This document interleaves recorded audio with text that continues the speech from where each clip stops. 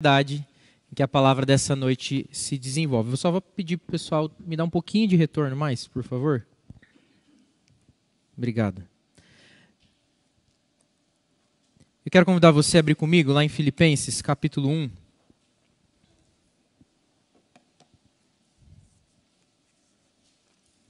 Filipenses, capítulo 1.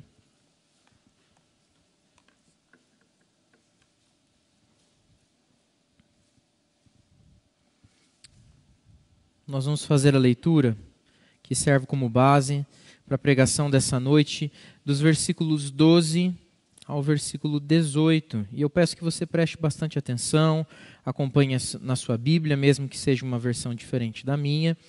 É a mesma mensagem, com certeza. Filipenses capítulo 1, versículos 12 ao versículo 18. Diz assim, quero ainda, irmãos, cientificar-vos de que as coisas que me aconteceram têm antes contribuído para o progresso do Evangelho, de maneira que as minhas cadeias em Cristo se tornaram conhecidas de toda a guarda pretoriana e de todos os demais. E a maioria dos irmãos, estimulados no Senhor por minhas algemas, ousam falar com mais desassombro a palavra de Deus. Alguns, efetivamente, proclamam a Cristo por inveja e porfia. Outros, porém, o fazem de boa vontade. Estes por amor, sabendo que estou incumbido da defesa do Evangelho.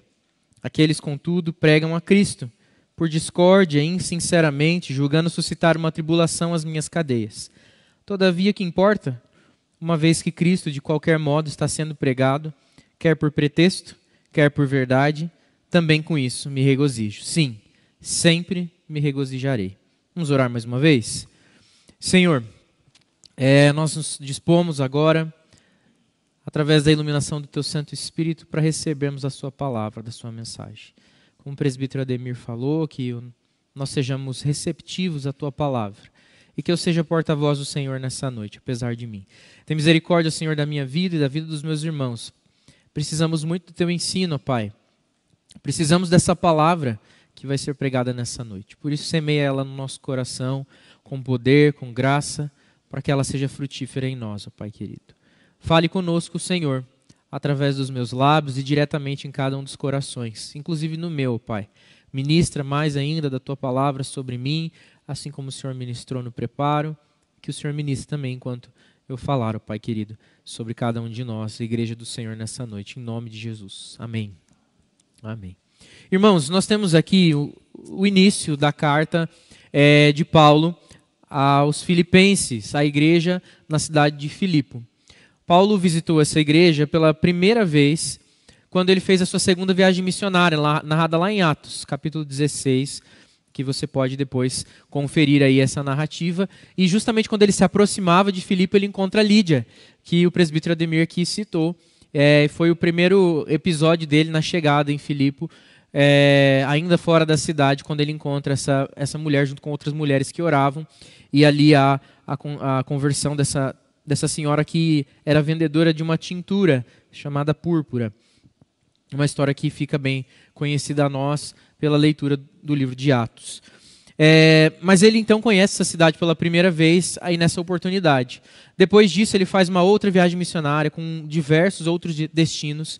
Mas Paulo acaba em Jerusalém sendo levado, preso, e a partir dali começa um roteiro que vai o levando até Roma, onde ele fica preso por um longo período. Enquanto ele está em Roma, ele escreve a algumas igrejas, a diversas igrejas, na verdade, que são as cartas que nós conhecemos de Paulo, e uma delas é para a igreja de Filipo. A igreja de Filipo fica conhecida como uma igreja muito generosa. A cidade de Filipo hoje é apenas ruínas, apenas um ponto turístico, que fica na Grécia, perto de uma cidade que é bíblica e ainda tem algum tipo de movimento urbano, que é Tessalônica, que você também já deve ter ouvido falar da carta de Paulo aos Tessalonicenses. É na mesma região. Paulo visita essa igreja naquela oportunidade que, se você lembra comigo aí da história, ele está se dirigindo a um lugar, mas em uma visão ele recebe o pedido de ajuda. Passa a Macedônia e ajuda-nos. Filipe fica justamente nessa região da Macedônia, essa cidade que Paulo então conhecia muito bem. Ali planta uma igreja, ali inicia um trabalho e se corresponde com essa igreja. se preocupa, se importa com essa igreja e manda essa carta. E como de tradição de Paulo, né, como de costume dele, ele se apresenta na carta, ali nos 2 primeiros versículos nós vemos, depois ele faz uma oração em favor, com ações de graças, pela igreja de Filipe, pelos filipenses, e aí ele inicia a carta. E o primeiro assunto que ele aborda é esse. O primeiro assunto que ele trata é justamente esse que nós lemos, do versículo 12 ao versículo 18. E me parece que ele aborda logo de cara aquilo que parece mais urgente, não é verdade? Quando você vai escrever, mandar uma mensagem para alguém, se tem algo que é importante de ser dito, você fala logo. Você não fica enrolando, a não ser que você seja extremamente prolixo ou que você esteja com medo de falar daquele assunto e não saber qual é a reação que você tem. Mas Paulo, a gente consegue observar pelo estilo e pela personalidade dele na sua escrita e nos seus feitos, que ele não era muito tímido, né? Ele tinha muita intrepidez, ele era realmente direto ao ponto. Então eu imagino que esse seja um assunto de extrema importância para Paulo. Diante de tudo que ele tinha para dizer à igreja de Filipe, esse foi o assunto que ele escolheu falar primeiro. Que ao eles se depararem com a carta sendo lida nas igrejas de Filipe ou na igreja de Filipe, eles se deparassem logo com esse assunto. Fosse o primeiro assunto, antes deles cansarem de qualquer leitura, antes deles se encherem de qualquer assunto. A primeira coisa que ele aborda é esse assunto. E qual é o assunto? Que ele está preso. Está preso em Roma. Mas não só para dizer, olha gente, eu estou aqui preso, olha que tristeza. A algema está machucando meu pé, está machucando meu braço, a comida aqui não é boa, eu tenho sofrido muito, tem muita umidade, eu estou espirrando muito, está atacando meus pulmões. Talvez ele tivesse várias coisas para narrar das condições da prisão. Talvez ele pudesse dizer, não, a prisão aqui é muito boa, de altíssima qualidade, o serviço prisional é excelente, os soldados romanos me tratam muito bem. Mas não era nada disso que ele queria dizer. Ele tinha uma outra urgência para falar sobre a sua prisão. O fato em si mais importante não era a prisão de Paulo, mas o que essa prisão estava redundando. E aí ele não faz uma pergunta, ele não faz uma consulta, mas ele faz uma informação. Tanto que ele usa a palavra, quero ainda, irmãos, cientificar-vos, dar ciência a vocês, que vocês fiquem informados, cientes, conscientes, sabidos de uma determinada informação. E qual que é essa informação, então, que a gente está aqui falando e que é tão importante para nós nessa noite? O assunto prioritário de Paulo é o progresso do Evangelho. Ele diz, olha, eu estou aqui preso, mas eu tenho uma boa notícia para dar para vocês. Que a minha prisão está contribuindo, e muito, para o progresso do Evangelho. E isso parece empolgar Paulo fortemente. Isso parece envolver o coração de Paulo de uma maneira muito grande. Tanto que ele não se conteve, ele tinha que falar isso logo. Ele tinha que escrever sobre isso logo. Ele não queria perder nenhuma palavra que vinha à sua mente para falar sobre esse assunto. E ele escreve, saibam todas essas coisas, né, que me aconteceram, têm antes contribuído para o progresso do Evangelho. Esse termo aqui é muito importante para nós nessa noite. O progresso do Evangelho. O progresso do Evangelho era a prioridade de Paulo. Não era a sua circunstância, a cadeia. Até porque Paulo lutava pelo progresso do Evangelho, preso ou não preso. Livre, andando por aí, ele pregava o Evangelho, lutava pelo progresso do Evangelho. Mas quando ele estava preso, ele continua então lutando pelo progresso do Evangelho. A prioridade é tão grande no coração de Paulo, a necessidade de fazer isso, a identificação com esse propósito é tão intensa, que não importa a circunstância à volta dele. O que ele faz? Ele luta pelo progresso do Evangelho. Preso ou livre, amordaçado, açoitado, intacto, saudável, não importa. O progresso do Evangelho era o que Paulo perseguia acima de todas as coisas. E ele queria dizer isso para a igreja de Filipe. Olha, igreja, a minha prisão está contribuindo muito para o progresso do Evangelho. Tem sido importante as minhas cadeias. Elas não são vergonha, elas são progresso. Porque elas estão sendo um meio de levar o Evangelho. Daí ele fala como? Ele fala que a guarda pretoriana, ou seja, os romanos, estão sabendo, estão comentando entre eles sobre a prisão de Paulo. E não só que ele está preso, mas o porquê dele estar preso. Mas o progresso do Evangelho não se trata da fama de Paulo. Se Paulo atrela então a sua prisão ao progresso do Evangelho, o que estava sendo comentado não era sobre Paulo, era sobre o porquê Paulo estava preso, ou por causa de quem Paulo estava preso. E essa notícia então corria pelos guardas, mas também pela igreja de Roma, pela igreja que ficava sabendo da prisão de Paulo, seja ali na cidade de Roma ou em outro lugar. E dentro também da igreja, as pessoas comentavam sobre essa prisão. E isso fazia, então, com que essa notícia corresse e gerasse nas pessoas uma necessidade de falar sobre esse assunto, o Evangelho. O assunto não era Paulo, mas era o Evangelho. Eu não sei para você, mas me salta muito aos olhos que Paulo, diante de toda essa circunstância, se empolga não porque estão falando dele, mas justamente porque estão falando do Evangelho na circunstância que ele está. Então, tudo o que acontece com Paulo provoca uma grande oportunidade de que o Evangelho seja pregado. Ele vai dizer aqui as circunstâncias que isso acontece, em que alguns pregam por amor, com alegria, aproveitando essa oportunidade para falar mais sobre Cristo. Mas tem uns outros que pregam por porfia, ou seja, por discussão, por discórdia. Tem alguns que falam porque eles estão sendo insinceros, querem suscitar tribulação às minhas cadeias, ou seja, querem julgar o fato de eu estar preso ou não. Mas ele não se importa, ele falou, não me importa.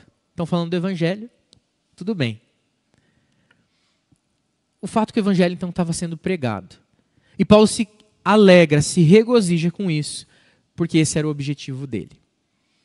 Paulo tem uma lição muito grande para nos dar hoje, e a carta enviada a Filipos pode muito bem caber a nós hoje como uma perfeita lição. O que fazia de diferença para a igreja de Filipos ouvir de Paulo que o evangelho estava progredindo por causa das cadeias dele? Percebe que ele não fala nada assim exatamente nesse trecho de que, olha, por causa disso façam isso, isso e isso. Ele realmente informa, eu quero cientificar-vos, eu quero informar-vos sobre isso. Por quê? A custo de quê? Pelo mesmo objetivo que nós somos informados dessa realidade de Paulo hoje, ainda que Paulo não esteja mais vivo e nem preso, mas essa realidade ainda nos impacta hoje. É justamente falar sobre a prioridade da nossa vida, a urgência da nossa vida. O que é que tira a nossa tristeza de lado e nos faz regozijar em toda e qualquer situação. E aí eu pergunto, para um pouquinho e pensa, qual que é a sua situação de vida hoje? É boa? Prosperidade? Você vive um momento de tranquilidade, de paz, harmonia familiar, está no emprego que gosta, tem alcançado os sonhos que você tinha, tem amigos legais, um círculo social fantástico, está na igreja que ama, servindo do jeito que gosta. E como que isso tem contribuído para o progresso do Evangelho? Ou talvez você esteja meio parecido com Paulo, uma situação um pouco mais caótica. Talvez não preso, né, porque você está aqui comigo. E se você está na internet assistindo, é porque você está com o celular na cadeia e não devia, né? Mas eu acredito que todos que também estão assistindo estão livres, né? Mas então eu acredito que ninguém esteja preso, mas talvez esteja passando uma situação difícil. Perdeu alguém importante recentemente, ainda sofre com luto. Talvez você esteja lutando com o seu trabalho, uma situação difícil no seu emprego, a situação familiar não é tão boa assim. Você está descontente com alguma situação aqui na igreja, você não queria estar servindo nesse ministério, ou queria estar servindo em determinado ministério e não encontra espaço. Se sente perseguido por alguma situação da vida, entristecido, deprimido, confuso. E como que isso tem progredido o Evangelho? Como que isso tem contribuído para o progresso do Evangelho? A situação de Paulo faz a gente pensar que o progresso do Evangelho não deve depender do nosso estado e da nossa circunstância. Mas o progresso do Evangelho deve ser uma prioridade na nossa vida, independente daquilo que está acontecendo ao nosso redor, conosco ou com os outros. Quando a gente tem uma prioridade, uma agenda clara, como Paulo tinha, não importa a circunstância. O progresso do Evangelho é o que nos move. O progresso do Evangelho é o que nos provoca a continuar, e inclusive nos alegrar mesmo em meio a cadeias, como Paulo estava. Eu quero lembrar você que Paulo era humano, como eu e você, que às vezes parece que essas figuras bíblicas, esses personagens bíblicos são extremamente heróicos, inalcançáveis, de uma força extraordinária, de uma fé intocável. Mas ele era como eu e você, humano. E aliás, foi perseguidor da igreja. Talvez eu e você ainda estamos numa vantagem, porque se você é como eu, nasceu na igreja. Paulo ainda passou um período de perseguição ao evangelho e aos cristãos. E às vezes a gente não percebe que a gente precisa tomar como prioridade da nossa vida, não a circunstância ao nosso redor. Paulo deixa claro para a gente que toda circunstância é favorável para o evangelho ser pregado. toda circunstância é propícia para o progresso do Evangelho. Porque o progresso do Evangelho não depende da gente e nem se move na nossa circunstância. Então, se está difícil, se é um momento ruim, uma oportunidade riquíssima do progresso do Evangelho. Mas se está tudo bem, também uma oportunidade maravilhosa para o progresso do Evangelho na minha e na sua vida. Então parece que depende mais da disposição do nosso coração, de quanto nós estamos realmente comprometidos, do quanto nós desejamos nos envolver, nos comprometer e mergulharmos nesse Evangelho e no seu progresso. Qual é o nosso interesse sobre isso de verdade? Parece que então não tem a ver com aquilo que a gente está sentindo no coração agora para pregar o Evangelho ou não. Ou naquilo que está nos afligindo ou nos alegrando. No progresso ou no insucesso da nossa vida. O progresso do Evangelho é maior do que tudo isso. E deve ser uma prioridade maior do que todas as coisas. Talvez se você olhar para a sua vida agora, a sua luta tem sido pelo progresso da sua carreira, tem sido pelo progresso da sua família, tem sido pelo progresso da sua vida social, tem sido pelo progresso da sua projeção de fama nas redes sociais, para você se tornar um blogueiro famoso. Tem sido o progresso da sua função aqui na igreja. Você está almejando aí um grande ministério, alguma coisa que você considera muito importante. Às vezes a gente está focado no progresso de muitas coisas. E coisas até importantes. Família é importante, o trabalho também tem a sua importância. Mas nenhuma dessas pode sobrepujar o progresso do Evangelho. O que eu quero dizer com isso é que se a gente precisar provar do insucesso na vida pessoal para provar do progresso do Evangelho, é o progresso do Evangelho que vence. Se a gente precisar provar de tristeza para que o progresso do Evangelho aconteça, seremos esse instrumento nas mãos do Senhor. O que eu quero dizer então com isso é que existe algo bem mais importante do que a gente costuma imaginar que é importante. E geralmente a gente coloca como importante aquilo que a gente está esperando, sentindo, querendo, aquilo que satisfaz a nossa vontade e que combina com os projetos e sonhos que nós temos traçado para nós. A nossa prioridade de vida deve ser, como a de Paulo, o progresso do Evangelho. Paulo não vivia numa situação tranquila e ainda assim lutava pelo progresso do Evangelho. Mas se a gente consegue perceber esse cenário, a gente percebe também que essa proclamação não se trata necessariamente, ou de forma alguma, de reputação pessoal.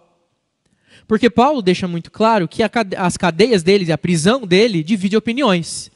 Tem gente que usava da prisão de Paulo para dizer assim, olha, está vendo aquele Paulo lá que vocês gostam tanto? Está preso.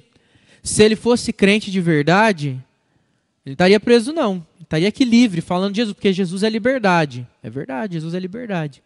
Mas o Senhor tem os caminhos que ele escolhe para que o Evangelho tenha o seu progresso. E Deus tinha um papel importante, específico na vida de Paulo, dentro da cadeia, para levá-lo até Roma, para levá-lo até os soldados, para que ele pudesse falar até mesmo com o imperador sobre a verdade do Evangelho. Então tinha uns que achavam que isso era uma vergonha. E aí eles pregavam o Evangelho para dizer, o Evangelho verdadeiro é esse aqui, me sigam, eu estou com o verdadeiro Evangelho. Mas mesmo que enganados pela situação de Paulo, eles falavam do verdadeiro Evangelho. Outros não, falavam, veja Paulo, tem se esforçado pelo Evangelho. E mesmo na cadeia, o Evangelho tem sido proclamado. Você quer ouvir desse Evangelho também? Vamos ouvir. E ouvia. E aí a pessoa se impactava com aquilo e comentava com o vizinho. Olha, eu ouvi hoje de um rapaz de uma igreja aqui de Filipo, de Roma, de Tessalônica, enfim, de que tem um homem chamado Paulo que está preso. E sabe por que ele está preso? Ele não fez nada, não. É por causa de um homem chamado Jesus, Jesus Cristo. E eu vou te contar quem é esse homem aí que eu ouvi. E era assim que acontecia, o Evangelho ia sendo pregado. O impacto da vida de Paulo nas pessoas fazia com que eles falassem de Jesus e não de Paulo, não se preocupassem com Paulo. E mesmo quando eles se preocupavam com Paulo, eles acabavam por falar de Jesus. Isso alegrava Paulo. Paulo então não estava preocupado em falar assim, olha, igreja de Filipe, por favor, ajudem a defender a minha reputação. Meu nome está ficando no lixo, porque eu estou aqui preso e as pessoas não estão entendendo que eu estou preso por causa de Jesus. Tem gente achando que não é bem isso. Vamos fazer uma nota de esclarecimento para todas as igrejas? Vamos gravar um vídeo? Vamos gravar um vídeo aqui da cadeia. Eu preciso que alguém venha com um celular bom aqui na cadeia e grave um vídeo e transmita aí nos grupos de WhatsApp dos crentes de toda Roma e também aí de Filipe. Para que ninguém fique achando mal de mim. Para que ninguém ache que eu sou pecador, que eu sou ruim. Quando Paulo soube que o evangelho estava sendo pregado, ele pouco se importou com a reputação pessoal. Ele não estava preocupado. Ele tinha um foco diferente. Para ele podiam falar. Sabe aquela frase, fale bem ou fale mal, mas fale de mim? Não era bem isso que Paulo pensava, mas era quase isso. Era fale bem ou fale mal, mas fale de Jesus. Fale bem ou fale mal de mim, né? Mas fale de Jesus. De Jesus fale bem. Que o nome de Cristo seja proclamado. Para Paulo era muito claro essa necessidade que ele diminuísse para que o evangelho crescesse, para que o nome de Jesus aparecesse. Ele estava disposto a negociar qualquer coisa que tinha a ver com a sua reputação, para que o nome de Cristo aparecesse com intensidade, para que o nome de Jesus fosse proclamado, para que o evangelho progredisse. A preocupação dele era uma, e era essa a mais importante. Era muito claro. O crente que então conhece o verdadeiro evangelho, ele impacta o seu ambiente de alguma forma. Jesus fala disso nos evangelhos, quando ele fala que veio trazer espada. O evangelho é espada, ele divide mesmo. Ele separa as ovelhas dos cabritos, os justos dos rebeldes, os filhos dos bastardos, os obedientes dos desobedientes. Tem gente que vai ouvir o evangelho e reagir com rebeldia, tem gente que vai agir com contrição, com quebrantamento, que vai responder o evangelho. A minha e a sua vida, o nosso testemunho de vida, a forma como a gente se manifesta, onde a gente está, deve encaminhar para Jesus. Se quando você gera uma polêmica, o assunto fica em você, então você está conduzindo as coisas de maneira errada. A sua agenda está muito clara que é outra coisa, é a sua reputação. Mas se quando você provoca alguma divergência, as pessoas falam de Cristo, então pronto, você tem lutado pelo progresso do evangelho. Entende? Que às vezes a gente acha que as pessoas estão falando de nós, estão nos perseguindo porque a gente é crente, mas ninguém nem fala de Cristo quando fala de nós. Estão falando do quanto a gente é mentiroso, ou quanto a gente é dúbio, ou quanto a gente faz as coisas do jeito errado, quanto a gente é maledicente, ou quanto a gente é ríspido. E a gente acha que está sendo perseguido por causa do evangelho, quando não está. Quando as pessoas te perseguirem por causa do evangelho, eles vão falar do evangelho, e não de você. E quando falarem de você, vão acabar desembocando no evangelho. Porque a sua vida grita do evangelho. Se a sua vida grita do evangelho, é o evangelho que vai trazer, então, o incômodo na vida das pessoas. A verdade incomoda, sabia? Ela incomoda. Quem ouve a verdade fica incomodado. Ou para seguir a verdade, ou para calar a verdade. O evangelho é a verdade. E a nossa vida precisa gerar esse tipo de incômodo somente, pelo progresso do evangelho. Então o progresso, lembrando aqui, a nossa prioridade de vida deve ser o progresso do evangelho. E essa proclamação, em segundo lugar, não se trata necessariamente ou de forma alguma de reputação pessoal, mas do nome de Cristo sendo proclamado. E por fim, esse progresso, ele não é realizado pela minha e pela sua força. A prova disso é que Paulo estava preso, mas o evangelho estava progredindo, espalhando. Então como que esse homem estava pregando o evangelho sem sair do lugar?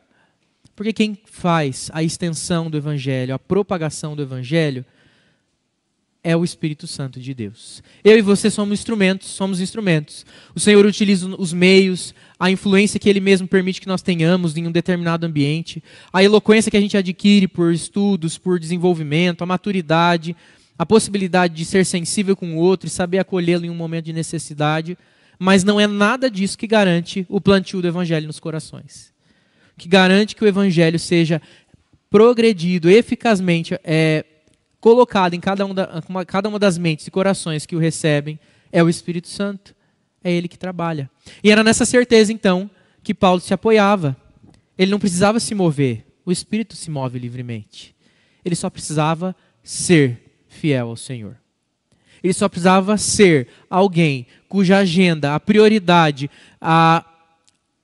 o alvo era o progresso do Evangelho, em todas as circunstâncias. E a partir disso, o Espírito Santo trabalharia. E Ele trabalha, e trabalhou. Então Ele conta para nós, nessa noite, assim como contou para a igreja de Filipe, as minhas cadeias têm feito o Evangelho progredir. A minha circunstância de vida hoje faz o evangelho progredir. E isso muito me alegra. Será que a gente pode dizer o mesmo? Será que a gente trabalha com a mesma confiança? Ou a gente espera, a gente está muito preparado, ou estarmos muito bem, nos sentindo confortáveis com a situação, ou a gente espera quando a gente está feliz, quando não tem problema à nossa volta, aí a gente pode se mover e proclamar o evangelho e lutar pelo progresso do evangelho? Paulo nos diz exatamente o contrário. Se eu estou bem ou se eu estou mal, se eu estou com fome ou eu estou alimentado, se eu sou perseguido ou não tem ninguém ligando para mim, eu vou continuar lutando pelo progresso do evangelho, porque não sou eu que faço, mas o Espírito Santo é que aplica o evangelho em cada um dos corações daqueles que ouvem a palavra do Senhor. O meu papel é abrir os meus lábios e proclamar. A minha tarefa é testemunhar com a minha vida daquilo que o Senhor também é e faz na vida de quem conhece o verdadeiro evangelho. O meu esforço, a minha luta é para que o evangelho progrida cada vez mais, acima de qualquer coisa, até mesmo acima do meu progresso pessoal. Existe algo mais importante, existe algo que vai além daquilo que a gente pode prezar nessa nossa vida curta e rasa, se a gente viver sem Jesus. E com Jesus, nós devemos almejar aquilo que realmente é importante, grandioso e eterno, o progresso do evangelho. E mirarmos no céu, na morada celestial. O nosso sucesso está lá, com Cristo, em sua presença, na eternidade. Buscar o progresso do evangelho é uma tarefa, não para alguns, mas para todos aqueles que são filhos do Senhor, que são chamados então para desempenhar essa brilhante tarefa, essa missão importante. Nós devemos pregar em todo tempo e fora de tempo, viver pelo progresso do evangelho, ciente de que Cristo, pelo Espírito da verdade, testificará aos corações a sua mensagem de salvação e de graça a todo aquele que ouvir, no tempo adequado, da forma adequada, através da minha e da sua boca, ou de todo aquele que se levantar pelo progresso do evangelho. Que nós possamos ficar com essa mensagem firmemente plantada no nosso coração nessa noite e iniciarmos a nossa semana pensando como que a minha situação de vida hoje pode contribuir pelo progresso do evangelho, sendo ela boa ou ruim, favorável ou infavorável a mim, ela sempre será favorável ao evangelho, porque o Senhor pode tudo, em todas as circunstâncias e em todo o tempo. Antes de murmurar, antes de reclamar pelo que você está vivendo, antes de se envaidecer pela alegria que está desfrutando, lembre que tudo isso só acontece porque o Senhor tem um propósito específico na sua vida para o progresso do evangelho. Quero orar com você nessa hora, convidar você a baixar a sua cabeça e fechar os seus olhos e nós orarmos juntos, clamando a Deus pelo seu favor e a sua ajuda, para que nós possamos ser cristãos comprometidos com o verdadeiro progresso da palavra de Deus, da boa nova de salvação, da proclamação do nome de Cristo. Deus amado, nós mais uma vez nos colocamos diante do Senhor e clamamos pela sua ajuda, Deus. Nós não queremos viver uma vida vazia, uma vida desperdiçada, uma vida encantada com as coisas desse mundo, mas nós queremos viver pelo progresso do evangelho. Aí, Deus, nesse lugar, no lugar onde a gente vive pelo progresso do evangelho, a gente consegue encontrar regozijo, alegria, como Paulo encontrou, mesmo em meio às circunstâncias tão difíceis. E quem de nós, ó Deus, não passa por circunstâncias difíceis, num mundo tomado pelo mal, pelo pecado, num mundo de limitações, nós sendo muito limitados também, muitas vezes infringimos o mal a nós mesmos por causa do pecado que cometemos, mas o Senhor em tudo pode transformar e abrir uma grande oportunidade para a proclamação do evangelho. Nos encontre, Senhor, então comprometidos com a sua palavra, amando ao Senhor sobre todas as coisas, com toda a nossa força, com todo o nosso entendimento, e ao próximo como a nós mesmos. Nos encontre, ó Deus, prontos a servirmos uns aos outros, principalmente aqueles que ainda não conhecem, para que o evangelho não progrida só aqui no nosso meio, mas ele progrida para além dessas paredes, para além do nosso círculo de conforto, nossa zona de conforto, para além, Deus querido, daquele lugar que a gente sabe que vai ser sempre acolhido, mas mesmo onde a gente sabe que pode ser rejeitado. Não importa, Senhor, a nossa reputação pessoal, desde que o seu nome seja proclamado e o evangelho se expanda. Pai querido, que nós não sejamos aqueles que proclamam por discussão, por discórdia, mas que nós possamos em harmonia, como corpo de Cristo, proclamar uma só mensagem, a uma só voz, por um só Espírito que nos conduz e nos guia. Que essa igreja seja uma proclamadora do Evangelho, seja uma igreja que batalha constantemente pelo progresso do Evangelho, em Curitiba, no Brasil, no mundo, aonde o Senhor quiser nos levar, da forma que o Senhor quiser nos usar, na circunstância que o Senhor desejar que isso seja, Pai. Que nós não fiquemos acomodados, seja por força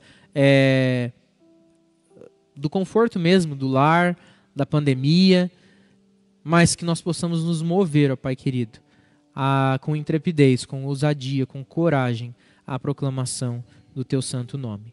Que o Teu nome seja conhecido por todos, através de nós, constantemente pelos nossos lábios e pela nossa vida. Em nome de Jesus é que eu oro, grato pela resposta que eu sei que o Senhor já vai dar e já está dando aos nossos corações, em nome de Jesus.